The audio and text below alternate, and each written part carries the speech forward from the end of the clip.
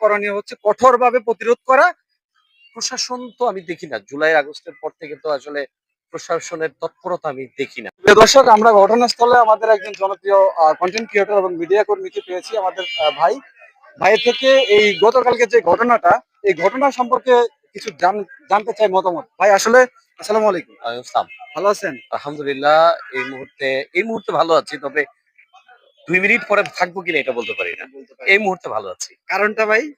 কারণটা হচ্ছে, গতকালকে আপনারা দেখেছেন যে সোশ্যাল মিডিয়ার অবদানে যে মুহূর্তের মধ্যেই তুচ্ছ একটি ঘটনার কেন্দ্র করে মুহূর্তের মধ্যেই যেইভাবে একজন মানুষকে এইভাবে আঘাত করা হলো, এরপরে কি ভালো থাকা যায়? এটাই আর কি। এক্স্যাক্টলি সুন্দর বলেছেন। ভাই যে মতামতটা দিয়েছেন, আসলে 10 কথা বলতে হয় না, একটা কথাই এনাফ যে আজকে এখন আমি এখানে ভালো আছি, ভাই ভালো আছেন।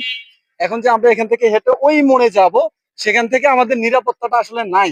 সবচাইতে যে বড় কথাটা হচ্ছে যে আপনার সাথে আমার কথা কাটাকাটি হতেই পারে। জি, আপনার সাথে আমার যে কোনো মতের বিরোধ হতেই পারে। জি। ধাক্কাও লাগতে পারে, হাতাহাতিও লাগতে পারে। কিন্তু এক পর্যায়ে আপনাকে মেরে ফেলতে হবে, এই ধরনের প্রবণতা কিশোর বলেন, আর যুবক বলেন, আর প্রবীণ বলেন, যাদেরই বলেন, এই ধরনের প্রবণতা থাকাটা আসলে উচিত না। এই ক্ষেত্রে আমাদের মনে হয় করণীয়, আমাদের বর্তমান যে প্রশাসন আছে তাদের হয়তো করণীয় হচ্ছে কঠোরভাবে প্রতিরোধ করা। প্রশাসন তো আমি দেখি না, জুলাই আগস্টের পর থেকে তো আসলে প্রশাসনের তৎপরতা আমি দেখি না। শুধুমাত্র আওয়ামী লীগ কোথায় গেল, আওয়ামী লীগের দোসর কোথায় আছে, এটা নিয়েই আছে। তারা আসলে প্রকৃত যে একটা পাবলিকদের যে দেওয়া, কি বল, প্রোটেকশন দেওয়া, এই দিকটা আমি দেখি না ভাই। একেবারে কথাটা সত্য বলেছে, কারণ হচ্ছে তারা তাদের যে রেসপন্সিবিলিটি আছে সেটাকে একদম লেস করে ভেঙে ফেলছে, পড়েছে, তাদের আইন শৃঙ্খলা ভেঙে পড়েছে। একদম ভেঙে পড়েছে।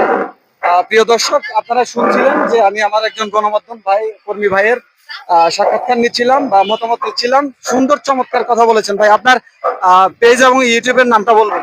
All time BD, all time BD. All time PD ভাইয়ের পেজের নাম, আপনারা সবাই দেখার চেষ্টা করবেন। আল্লাহ হাফেজ। الله أكبر الله